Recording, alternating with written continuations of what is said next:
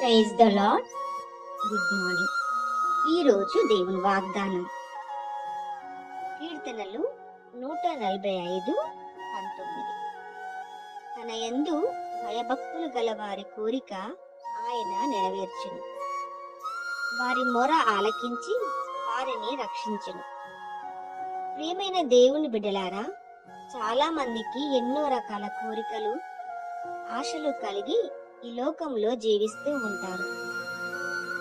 వాటిని తీర్చుకునే ప్రయత్నంలో ఎన్నో శ్రమలు, ఇబ్బందులు పడి కొన్నిసార్లు ఊరి వారి మీదకు తెచ్చుకుంటూ ఉంటారు.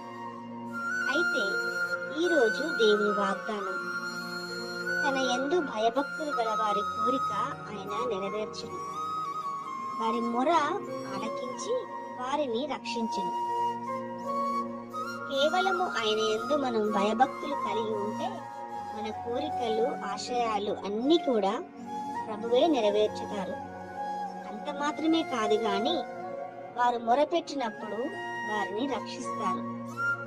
ఈ వాగ్దానము నమ్మి వాక్యానుసారంగా జీవించినట్లయితే తప్పక నెరవేర్పును మనము చూడగలము.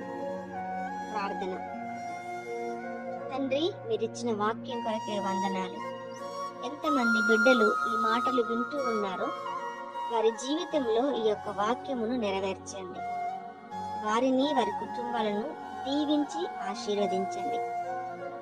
యేసుక్రీస్తు నామంలో వేడుకొని ప్రార్థించి అడుగుతున్నాము తండ్రి.